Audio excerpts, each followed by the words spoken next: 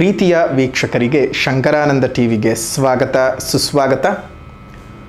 ಇವತ್ತಿನ ವಿಡಿಯೋನಲ್ಲಿ ಫೆಬ್ರವರಿ ತಿಂಗಳ ಮಾಸ ಭವಿಷ್ಯ ಯಾವ ರೀತಿಯಾಗಿದೆ ಅನ್ನುವಂತಹ ಮಾಹಿತಿಯನ್ನು ತಿಳ್ಕೊಳ್ಳೋಣ. ಅದಕ್ಕಿಂತ ಮುಂಚಿತವಾಗಿ ಯಾರಾದರೂ ಶಂಕರಾನಂದ ಟಿವಿಯನ್ನು ಸಬ್ಸ್ಕ್ರೈಬ್ ಮಾಡಿಕೊಂಡಿಲ್ಲ ಅಂದರೆ ಸಬ್ಸ್ಕ್ರೈಬ್ ಮಾಡ್ಕೊಳ್ಳಿ. ಪಕ್ಕದಲ್ಲೇ ಇರುವಂತಹ ಬೆಲ್ ಐಕಾನ್ ಒತ್ತಿ, ಅದರಿಂದ ನೆಕ್ಸ್ಟ್ ಅಪ್ಲೋಡ್ ಮಾಡುವಂತಹ ವಿಡಿಯೋಗಳು ನಿಮಗೆ ನೋಟಿಫಿಕೇಷನ್ನ ಮುಖಾಂತರ ಬಂದು ತಲುಪತ್ತೆ. ಹೊಸ ಮಾಹಿತಿಗಳನ್ನು ತಿಳ್ಕೊಳ್ಳೋದಕ್ಕೆ ಸಾಧ್ಯವಾಗುತ್ತೆ ಅಂತ ತಿಳಿಸ್ತಾ, ಫೆಬ್ರವರಿ ತಿಂಗಳಲ್ಲಿ ಬದಲಾವಣೆ ಆಗುವಂತಹ ಗ್ರಹಗಳು ಯಾವ್ದ್ಯಾವುದು ಮತ್ತು ಫೆಬ್ರವರಿ ತಿಂಗಳ ಮಾಸ ವಿಶೇಷತೆಗಳೇನು ಅನ್ನೋದನ್ನು ಈಗ ಗಮನಿಸೋಣ. ನೋಡಿ, ಫೆಬ್ರವರಿ ತಿಂಗಳಿನಲ್ಲಿ ಬದಲಾವಣೆ ಆಗುವಂತಹ ಗ್ರಹಗಳನ್ನು ನೋಡಿದ್ರೆ ಕೇವಲ 3 ಗ್ರಹಗಳು ಮಾತ್ರ ಬದಲಾವಣೆ ಆಗ್ತವೆ. 11ನೇ ತಾರೀಕು 2ನೇ ತಿಂಗಳು 2025ಕ್ಕೆ ಕುಂಭ ರಾಶಿಗೆ ಬುಧ ಪ್ರವೇಶ ಮಾಡ್ತಾನೆ. ಅದೇ ರೀತಿಯಾಗಿ 12ನೇ ತಾರೀಕು 2ನೇ ತಿಂಗಳು 2025ರಂದು ರವಿ ಮಕರದಿಂದ ಕುಂಭಕ್ಕೆ ಪ್ರವೇಶ ಮಾಡ್ತಾನೆ. ಅದಾದ ನಂತರ 27ನೇ ತಾರೀಕಿನಂದು ಮೀನರಾಶಿಗೆ ಬುಧ ಪ್ರವೇಶ ಮಾಡ್ತಾನೆ. ಇದಿಷ್ಟು ಈ ಒಂದು ತಿಂಗಳಿನಲ್ಲಿ ನಡೆಯುವಂತಹ ಗ್ರಹದ ಸಂಚಾರ. ಬುಧ ಗ್ರಹವೇ ಎರಡೆರಡು ಬಾರಿ ತನ್ನ ಗ್ರಹದ ಒಂದು ಸ್ಥಾನದ ಸಂಚಾರವನ್ನು ಮಾಡ್ತಾ ಇದ್ದಾನೆ. ಅದು ಬಿಟ್ಟರೆ ರವಿ ತನ್ನ ಮಾಸದ ಸಂಚಾರವನ್ನು ಮಾಡ್ತಾ ಇದ್ದಾನೆ. ಈ ಎಲ್ಲ ಗ್ರಹ ಸ್ಥಿತಿಗಳಿಂದಾಗಿ ಯಾವ್ಯಾವ ರೀತಿಯ ಫಲಿತಗಳು ಈ ತಿಂಗಳಲ್ಲಿ ಬರಬಹುದು ಫೆಬ್ರವರಿ ತಿಂಗಳಲ್ಲಿ ಅನ್ನೋದನ್ನು ನೋಡೋಣ. ಜೊತೆಗೆ ಈ ತಿಂಗಳ ಮಾಸ ವಿಶೇಷತೆಯನ್ನು ಗಮನಿಸಬೇಕಾದ ಸಂದರ್ಭದಲ್ಲಿ ಬಹಳ ವಿಶೇಷವಿದೆ. 1ನೇ ತಾರೀಕಿನಂದು ಕುಂದ ಚತುರ್ಥಿ ಇರತಕ್ಕಂಥದ್ದು, 2ನೇ ತಾರೀಕಿನಂದು ಶ್ರೀ ಪಂಚಮಿ, 3ನೇ ತಾರೀಕಿನಂದು ಕುಮಾರಷಷ್ಠಿ, ಅದೇ ರೀತಿಯಾಗಿ 4ನೇ ತಾರೀಕಿನಂದು ಸೂರ್ಯ ಜಯಂತಿ ಇರುವಂಥದ್ದು, ಜೊತೆಗೆ 5ನೇ ತಾರೀಕಿನಂದು ರಥಸಪ್ತಮಿಯನ್ನು ನಾವು ಆಚರಣೆಯನ್ನು ಮಾಡ್ತೇವೆ. ಸೊ ನೋಡಿ, ರಥಸಪ್ತಮಿಯು ಸಹ ನಮಗೆ ಈ ತಿಂಗಳಲ್ಲಿ ಬಂದಿದೆ. ಅದಾದ ನಂತರದಲ್ಲಿ 10ನೇ ತಾರೀಕಿನಂದು ಸೋಮ ಪ್ರದೋಷ ಇರ್ತಕ್ಕಂಥದ್ದು, ಸೋಮವಾರ ಪ್ರದೋಷ ಬಂದಿದೆ, ಹಾಗಾಗಿ ಸೋಮ ಪ್ರದೋಷ ಇರ್ತಕ್ಕಂಥದ್ದು. 12ನೇ ತಾರೀಕಿನಂದು ಭರತ ಹುಣ್ಣಿಮೆ ಅಥವಾ ಭಾರತ ಹುಣ್ಣಿಮೆ ಅಂದು ಸತ್ಯನಾರಾಯಣ ಪೂಜೆಯನ್ನು ಮಾಡೋದಕ್ಕೆ ಬಹಳ ಶ್ರೇಷ್ಠವಾಗಿರ್ತಕ್ಕಂಥದ್ದು ಅಂತ ಹೇಳಬಹುದು. ಇನ್ನು ಅದೇ ರೀತಿಯಾಗಿ ಎಲ್ಲರಿಗೂ ಬಹಳ ಸಂತೋಷವನ್ನು ಕೊಡ್ತಕ್ಕಂತಹ, ಪ್ರತಿಯೊಬ್ಬರಿಗೂ ಸಹ ಜೀವನದಲ್ಲಿ ನಿದ್ರೆಯ ಮಹತ್ವವನ್ನು ತಿಳಿಸುವಂತಹ, ಜಗತ್ತಿನ ಎಲ್ಲ ತಮಸ್ಸುಗಳನ್ನು ನಾಶ ಮಾಡ್ತಕ್ಕಂತಹ, ಪರಮೇಶ್ವರನ ಆರಾಧನೆ ಮಾಡ್ತಕ್ಕಂತಹ ಮಾಸ ಶಿವರಾತ್ರಿಗಳನ್ನು ನಾವು ಪ್ರತಿ ಮಾಸವೂ ಏನು ಮಾಡ್ತೀವಿ, ಆದರೆ ವರ್ಷಕ್ಕೆ ಒಮ್ಮೆ ಬರ್ತಕ್ಕಂಥದ್ದು ಮಹಾಶಿವರಾತ್ರಿ. ಆ ಮಹಾಶಿವರಾತ್ರಿಯ ಒಂದು ಸುಸಂದರ್ಭ, ಜೊತೆಗೆ ಅದೇ ದಿವಸ ಒಂದು ಶನೈಶ್ಚರ ಜಯಂತಿಯೂ ಸಹ ಇರ್ತಕ್ಕಂಥದ್ದು. ಚಾಂದ್ರಸೌರ ಮಹಾಶಿವರಾತ್ರಿ 26ನೇ ತಾರೀಕು 2ನೇ ತಿಂಗಳು 2025. ಅದೇ ರೀತಿಯಾಗಿ 28ನೇ ತಾರೀಕು ಶಿವರಾತ್ರಿ ಅಮಾವಾಸ್ಯೆಯನ್ನು ಸಹ ನಾವು ಆಚರಣೆ ಮಾಡ್ತಾ ಇದ್ದೇವೆ. ಬಹಳ ಅಂದರೆ ತುಂಬ ವಿಶೇಷತೆಗಳಿದ್ದಾವೆ. ಈ ಬಹಳ ವಿಶೇಷತೆಗಳಿಂದ ಕೂಡಿರ್ತಕ್ಕಂತಹ ಈ ಮಾಸವು 12 ರಾಶಿಗಳ ಮೇಲೆ ಹಲವು ರೀತಿಯಾಗಿ ಪ್ರಭಾವವನ್ನು ಬೀರುತ್ತೆ. ಅದು ಒಳ್ಳೆ ರೀತಿಯಲ್ಲೂ ಹೌದು, ಕೆಡುಕಿನ ರೀತಿಯಲ್ಲೂ ಹೌದು. ಎಲ್ಲ ಒಳ್ಳೆಯದಾಗಲಿ, ಎಲ್ಲ ಕೆಡುಕುಗಳೆಲ್ಲ ದೂರವಾಗಬೇಕು, ಎಷ್ಟೋ ಒಂದು ಜನರ ಕನಸುಗಳು ಈಡೇರಬೇಕು. ಇನ್ನೇನು ನಾವು ಯುಗಾದಿ ಹಬ್ಬದ ಹೊಸ್ತಿಲಿಗೆ ಬರ್ತಾ ಇದ್ದೇವೆ. ಆ ಯುಗಾದಿ ಹಬ್ಬದ ಹೊಸ್ತಿಲಿಗೆ ಬಂದ ಸಂದರ್ಭದಲ್ಲಿ ಯುಗಾದಿ ಭವಿಷ್ಯವನ್ನು ಸಹ ಮುಂದಿನ ದಿನಮಾನಗಳಲ್ಲಿ ನಾವು ತಿಳ್ಕೊಳ್ತಾ ಹೋಗೋಣ. ಈಗ ಇಷ್ಟು ಒಂದು ವಿಶೇಷತೆಗಳಿಂದ ಕೂಡಿರ್ತಕ್ಕಂಥ ಫೆಬ್ರವರಿ ತಿಂಗಳು ಯಾವ ರೀತಿಯಾಗಿ ಕೆಲಸವನ್ನು ಮಾಡುತ್ತೆ, ಯಾವ ರೀತಿಯಾದಂತಹ ಮಾಸ ಭವಿಷ್ಯವನ್ನು ತಿಳಿಸ್ತಾ ಇದೆ ಅನ್ನೋದನ್ನು ತಿಳ್ಕೊಳ್ಳೋಣ. ಧನಸ್ಸು ರಾಶಿಯವರು ನೋಡ್ತಾರೆ ಅಂತ ನೋಡೋಣ. ಎಲ್ಲ ಧನಸ್ಸು ರಾಶಿಯವರಿಗೆ ಈ ತಿಂಗಳಲ್ಲಿ ಒಂದಿಷ್ಟು ಅನುಕೂಲತೆಗಳು ಜಾಸ್ತಿನೇ ಇದ್ದಾವೆ. ಯಾಕಂದ್ರೆ ಗುರುಬಲ ಇಲ್ಲದೆ ಇದ್ರೂ ಪರವಾಗಿಲ್ಲ, ಶನಿ ಬಲ ತುಂಬಾ ಚೆನ್ನಾಗಿದೆ. 3ನೇ ಸ್ಥಾನದಲ್ಲಿ ಸಂಚಾರ ಮಾಡ್ತಕ್ಕಂತಹ ಶನಿ, ಜೊತೆಗೆ ಧನಸ್ಥಾನಕ್ಕೆ ಬಂದಿರತಕ್ಕಂತಹ ಕರ್ಮಾಧಿಪತಿ ಒಳ್ಳೆ ರೀತಿಯ ಔದ್ಯೋಗಿಕ ಬೆಳವಣಿಗೆಯನ್ನ ಕೊಡ್ತಾನೆ. ಬಹುಕಾಲಗಳಿಂದ ನಿಂತುಹೋಗಿದ್ದಂತಹ ಕೆಲಸ ಕಾರ್ಯಗಳಿಗೆ ಪುನಃ ಚಾಲನೆ ಬರ್ತಾ ಇರುವಂತಹದ್ದು. ಅಷ್ಟು ಮಾತ್ರ ಅಲ್ಲದೆ ನೋಡಿ, ಫೆಬ್ರವರಿ 12ನೇ ತಾರೀಕಿನ ನಂತರದಲ್ಲಿ 3ನೇ ಮನೆಗೆ ರವಿ ಹೋಗ್ತಾನೆ. ಅಲ್ಲಿವರೆಗೂ ಸಹ ಕೆಲಸದಲ್ಲಿ ಎಂತಹ ಬದಲಾವಣೆ ನೋಡ್ತೀರಾ ಅಂದ್ರೆ ಒಳ್ಳೆ ಬದಲಾವಣೆ ನೋಡ್ತೀರಿ. ಹಣಕಾಸಿನ ಒಳ್ಳೆ ಒಳಹರಿವು ತುಂಬಾ ಚೆನ್ನಾಗಿರುತ್ತೆ. ಸಂಪನ್ಮೂಲದ ಕ್ರೋಢೀಕರಣ ಉಂಟಾಗುತ್ತೆ. ವಿದೇಶದಲ್ಲಿ ಏನಾದರೂ ಕೆಲಸವನ್ನ ಹುಡುಕ್ತಾ ಇರುವಂತಹವರಿಗೆ ವಿದೇಶದಲ್ಲಿ ಕೆಲಸ ಕಾರ್ಯಗಳು ಸಿಗ್ತಕ್ಕಂತಹ ಸಾಧ್ಯತೆಗಳು ಜಾಸ್ತಿ ಇರುತ್ತದೆ.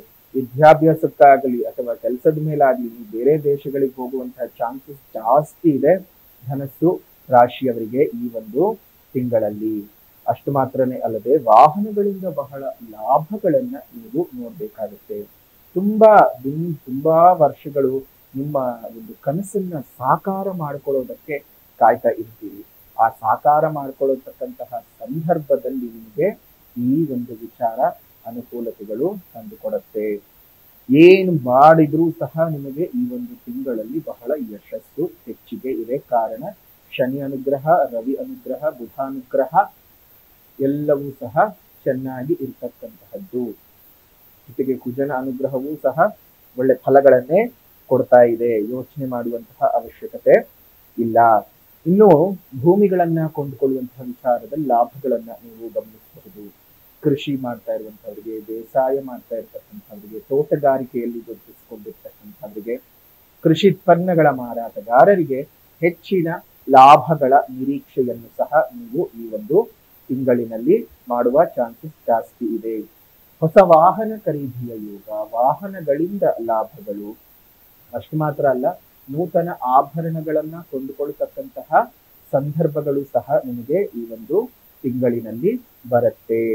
ಗೃಹ ಉಪಕರಣಗಳ ಮಾರಾಟಗಾರರಿಗೆ, ಗೃಹ ಅಲಂಕಾರ ವಸ್ತುಗಳ ಮಾರಾಟಗಾರರಿಗೆ ಮತ್ತು ಒಳ್ಳೆ ರೀತಿಯಾದಂತಹ ಶುಭದ ನಿರೀಕ್ಷೆಗಳನ್ನ ಮತ್ತು ಶುಭ ಕರ್ಮ ಫಲದ ನಿರೀಕ್ಷೆಗಳನ್ನ ನೀವು ಇಟ್ಕೊಳ್ಬಹುದು. ಮತ್ತು ಎಲೆಕ್ಟ್ರಿಕ್ ವಸ್ತುಗಳ ಮಾರಾಟಗಾರರಿಗೆ, ಎಲೆಕ್ಟ್ರಾನಿಕ್ ವಸ್ತುಗಳ ಮಾರಾಟಗಾರರಿಗೆ, ಪಾತ್ರೆ ಸಾಮಾನುಗಳ ಅಂಗಡಿಯನ್ನ ನಡೆಸ್ತಾ ಇರ್ತಕ್ಕಂಥವರಿಗೆ, ಸ್ಟೀಲ್ ಪಾತ್ರೆಗಳ ಮಾರಾಟಗಾರರಿಗೆ, ಇನ್ನು ವಿಶೇಷವಾಗಿ ಸೂಪರ್ ಮಾರ್ಕೆಟ್ಗಳನ್ನ ನಡೆಸ್ತಾ ಇರ್ತಕ್ಕಂಥವರಿಗೆ ಈ ಒಂದು ತಿಂಗಳಲ್ಲಿ ನಿಮಗೆ ಬಹಳ ಒಳ್ಳೆಯ ಅನುಗ್ರಹ ಪ್ರಾಪ್ತವಾಗುತ್ತೆ. ಆದ್ರೆ ಗುರುಬಲ ಒಂದಿಲ್ಲ. ಸ್ವಲ್ಪ ಗುರುಬಲ ಪಡ್ಕೊಳ್ಳೋದಕ್ಕೆ ಪ್ರಯತ್ನ ಮಾಡಿ. ಆದ್ರೆ ಮೇ 14ನೇ ತಾರೀಕಿನಂದು ಗುರುವು ಮಿಥುನ ರಾಶಿಗೆ ಪ್ರವೇಶವನ್ನ ಮಾಡಿ ನೇರವಾಗಿ ನಿಮ್ಮ ರಾಶಿಯನ್ನ ದಿಟ್ಟಿಸ್ತಾನೆ. ಆಗ ನಿಮಗೆ ಅರ್ಧಾಷ್ಟಮ ಶನಿಯ ಪೀಡೆ ಶುರುವಾಗಿದ್ದರೂ ಸಂಪೂರ್ಣವಾದ ಗುರುವಿನ ಆಶೀರ್ವಾದ ಸಿಗೋದ್ರಿಂದ ತೊಂದರೆ ತಾಪತ್ರಗಳಾಗೋದಿಲ್ಲ.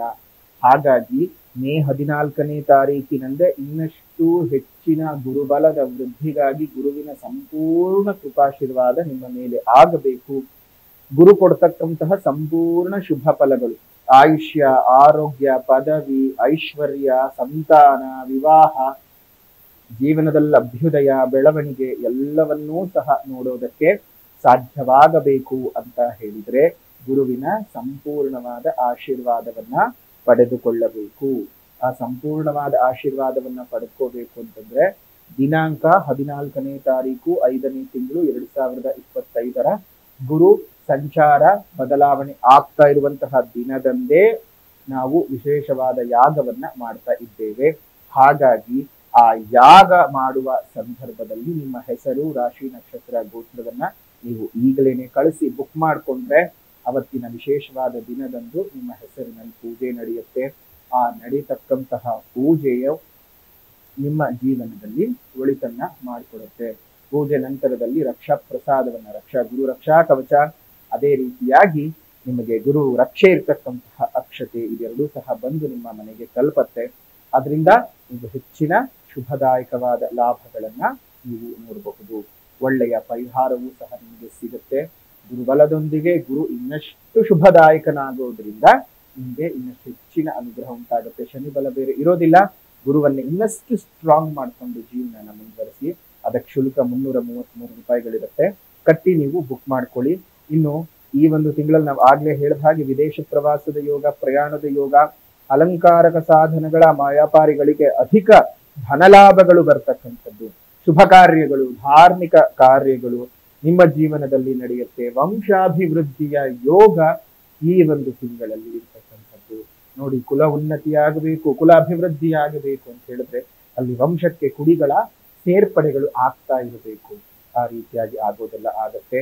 ಆರೋಗ್ಯದಲ್ಲಿದ್ದಂತಹ ಸಣ್ಣ ಪುಟ್ಟ ಸಮಸ್ಯೆಗಳು, ಏರಿಳಿತಗಳೆಲ್ಲ ದೂರವಾಗುತ್ತೆ.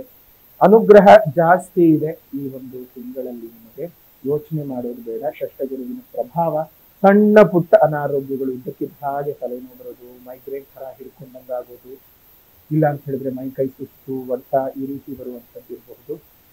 ಸಣ್ಣ ಪುಟ್ಟದ್ ಬಂದು ಹೋಗತ್ತೆ, ತಲೆ ಕೆಡಿಸ್ಕೊಳ್ಬೇಡಿ. ಬಂದದ್ದು ಎಲ್ಲವೂ ಬರಬೇಕು, ಭಗವಂತನ ದಯೆ ಒಂದು ಇರಬೇಕು ಅಂತ ಹೇಳಿ ಜೀವನವನ್ನ ಮುಂದುವರಿಸಿಕೊಳ್ತಾ ಹೋಗಿ ತಮ್ಮೆಲ್ಲರಿಗೂ ಸಹ ಅನುಕೂಲವಾಗಿ ಎಲ್ಲರ ಜೀವನದಲ್ಲೂ ಸಹ ಇರುವಂತಹ ಕಷ್ಟ ನಷ್ಟಗಳು ದೂರಾಗಲಿ ಅಂತ ಹೇಳ್ತಾ, ಇನ್ನು ಫೆಬ್ರವರಿಯ ತಿಂಗಳಲ್ಲಿ ನಿಮಗೆ ಶುಭ ಲಾಭಗಳು ಹೆಚ್ಚಿನ ಪ್ರಮಾಣದಲ್ಲಿ ಇದ್ದಾವೆ. ಶತ್ರು ಕಾಟದಿಂದ ದೂರಾಗ್ತೀರಿ, ಶತ್ರುಗಳ ಮೇಲೆ ಹಿಡಿತವನ್ನ ಸಾಧಿಸ್ತೀರಿ, ಅನುಕೂಲತೆಯ ಪ್ರಭಾವಗಳು ಜಾಸ್ತಿ ಇದೆ ಅಂತಾನೆ ಹೇಳಬಹುದು. ಈ ಒಂದು ತಿಂಗಳಲ್ಲಿ ನೀವು ಮಾಡ್ಕೊಳ್ಬೇಕಾದಂತಹ ಪರಿಹಾರದ ಕ್ರಮವನ್ನ ನೋಡಿದಾಗ ಸಂದರ್ಭದಲ್ಲಿ ಮೊದಲನೇದಾಗಿ ಸಾಮಾಜಿಕ ಪರಿಹಾರ, ಅದಾದ ನಂತರದಲ್ಲಿ ಆಧ್ಯಾತ್ಮಿಕ ಪರಿಹಾರ. ಸಾಮಾಜಿಕ ಪರಿಹಾರ ಅಂತ ಬಂದ ಸಂದರ್ಭದಲ್ಲಿ ಮೊದಲನೇದಾಗಿ ಪ್ರಕೃತಿಯನ್ನು ಉಳಿಸೋಣ, ಪ್ರಕೃತಿಯನ್ನು ಬೆಳೆಸೋಣ, ಸಾಧ್ಯವಾದ ಕಡೆ ಗಿಡಗಳನ್ನ ನೆಟ್ಟು ಪೋಷಣೆ ಮಾಡೋಣ. ಇನ್ನು ನಿಮ್ಮ ಮನೆ ಮುಂದೆ ಮತ್ತು ಮೇಲ್ಭಾಗದಲ್ಲಿ ಸಣ್ಣ ಸಣ್ಣ ಕುಂಡಗಳಲ್ಲಿ ನೀರನ್ನ ಇಡ್ತಾ ಬನ್ನಿ. ನೀರನ್ನ ಇಟ್ಟು ಅದಾದ ನಂತರ ನೀರನ್ನ ಇಡ್ತಾ ಬನ್ನಿ. ಅದರಿಂದ ಅದೆಷ್ಟೋ ಜೀವಜಂತುಗಳಿಗೆ ನೀವು ಕೊಡುವಂತಹ ಹನಿ ನೀರು ಅವುಗಳ ಪ್ರಾಣವನ್ನ ಉಳಿಸಿದ ರೀತಿ ಆಗುತ್ತೆ. ಅವುಗಳ ಪ್ರಾಣವನ್ನ ಉಳಿಸಿದ ಒಂದು ಪುಣ್ಯದ ಫಲ ನಿಮಗೆ ಸಿಗತ್ತೆ. ಹಾಗಾಗಿ ಯೋಚನೆ ಮಾಡುವಂತಹ ಅವಶ್ಯಕತೆ ಇಲ್ಲ. ಪ್ರತಿಯೊಬ್ಬರಿಗೂ ಸಹ ದೇವರ ಆಶೀರ್ವಾದ ಇರಲಿ, ದೇವರ ಕೃಪೆ ಇರಲಿ ಅಂತ ಹೇಳ್ತಾ, ಇನ್ನು ಆಧ್ಯಾತ್ಮಿಕವಾದ ಪರಿಹಾರ ಅಂತ ಬಂದ ಸಂದರ್ಭದಲ್ಲಿ ಮೂಲಾ ನಕ್ಷತ್ರ, ಪೂರ್ವಾಷಾಢ ನಕ್ಷತ್ರ, ಉತ್ತರಾಷಾಢ ನಕ್ಷತ್ರ 1ನೇ ಪಾದ. ಮೂಲಾ ನಕ್ಷತ್ರದಲ್ಲಿ ಹುಟ್ಟಿದಂಥವರು ಗಣಪತಿ ಪಂಚರತ್ನ ಸ್ತೋತ್ರದ ಪಠಣವನ್ನ ಮಾಡ್ತಾ ಬನ್ನಿ. ಅದೇ ರೀತಿಯಾಗಿ ಪೂರ್ವಾಷಾಢ ನಕ್ಷತ್ರದಲ್ಲಿ ಹುಟ್ಟಿದಂತಹವರು ನೀವು ಪ್ರತಿನಿತ್ಯ ದುರ್ಗಾ ಚಾಲೀಸದ ಪಠಣವನ್ನ ಮಾಡಿ. ಉತ್ತರಾಷಾಢ ನಕ್ಷತ್ರ 1ನೇ ಪಾದದಲ್ಲಿ ಹುಟ್ಟಿದಂಥವರು ನೀವು ಪ್ರತಿನಿತ್ಯವೂ ಗುರು ಸೂಕ್ತದ ಪಠಣವನ್ನ ಮಾಡ್ಕೊಳ್ತಾ ಬನ್ನಿ. ಬಹಳ ಶುಭವಾಗುತ್ತೆ. ಎಷ್ಟೋ ಜನಕ್ಕೆ ರಾಶಿ ಗೊತ್ತಿರತ್ತೆ, ನಕ್ಷತ್ರಗಳು ಯಾವುದು ಅಂತ ಗೊತ್ತಿರೋದಿಲ್ಲ. ಅಂಥವ್ರು ಏನ್ ಮಾಡ್ಬೇಕು ಅಂತ ಹೇಳಿದ್ರೆ, ಗುರು ದತ್ತಾತ್ರೇಯ ದೇವರ ಪೂಜೆ, ದತ್ತಾತ್ರೇಯ ದೇವರ ಆರಾಧನೆಯನ್ನ ಈ ಫೆಬ್ರವರಿ ತಿಂಗಳಲ್ಲಿ ನೀವು ಮಾಡ್ಕೊಳ್ತಾ ಬರೋದ್ರಿಂದ ಹೆಚ್ಚಿನ ಅನುಕೂಲತೆಗಳನ್ನ ನೋಡೋದಕ್ಕೆ ಸಾಧ್ಯ ಇದೆ. ಬಹಳ ಚೆನ್ನಾಗಿದೆ ಈ ಒಂದು ತಿಂಗಳು. ಧನುಸ್ಸು ರಾಶಿಯವರಿಗೆ ಭಾಗ್ಯೋದಯದ ಕಾಲ. ನಿಮ್ಮ ಜೀವನದಲ್ಲಿರುವಂತಹ ಅನೇಕ ಕಷ್ಟ ನಷ್ಟಗಳಿಂದ ದೂರಾಗ್ತೀರಿ. ಮನಸ್ಸಿಗೆ ಬಹಳ ಅನುಕೂಲತೆಗಳೇ ಜಾಸ್ತಿ ಆಗುತ್ತೆ ಅಂತ ಹೇಳ್ತಾ, ನಿಮ್ಮ ಜೀವನದಲ್ಲಿ ಬಹಳ ನೋವುಗಳು, ಕಷ್ಟಗಳು, ಸಂಕಷ್ಟಗಳು ಇರುವಂತಹ ವಾತಾವರಣಗಳು ದೂರಾಗಿ ಮನಸ್ಸಿಗೆ ನೆಮ್ಮದಿ ಸಿಗತ್ತೆ. ಯೋಚನೆ ಮಾಡೋದು ಬೇಡ. ದೇವರ ಆಶೀರ್ವಾದ ನಿಮ್ಮೆಲ್ಲರ ಮೇಲೆ ಇರಲಿ. ಬದುಕಿನಲ್ಲಿರುವಂತಹ ಎಲ್ಲ ತೊಂದರೆ ತಾಪತ್ರೆಗಳು ಸಹ ನಿವಾರಣೆ ಆಗಲಿ ಅಂತ ಹೇಳ್ತಾ, ಈ ಒಂದು ತಿಂಗಳ ಮಾಸ ಭವಿಷ್ಯವನ್ನ ಇಲ್ಲಿಗೆ ಮುಕ್ತಾಯ ಮಾಡ್ತಾ ಇದ್ದೇವೆ. ವಿಡಿಯೋ ಇಷ್ಟ ಆಗಿದ್ರೆ ಲೈಕ್ ಮಾಡಿ, ಶೇರ್ ಮಾಡಿ, ಕಮೆಂಟ್ ಮಾಡಿ. ಮತ್ತೊಂದು ವಿಡಿಯೋನಲ್ಲಿ ಭೇಟಿ ಮಾಡೋಣ. ಅಲ್ಲಿವರೆಗೂ ನಮಸ್ಕಾರ. ಲೋಕಾ ಸಮಸ್ತ ಸುಖಿನೋ ಭವಂತು, ಸಕಲ ಸನ್ಮಂಗಳಾನಿ ಭವಂತು, ಸರ್ವೇ ಜನಾಃ ಸುಖಿನೋ ಭವಂತು, ಸಮಸ್ತ ಸನ್ಮಂಗಳಾನಿ ಭವಂತು.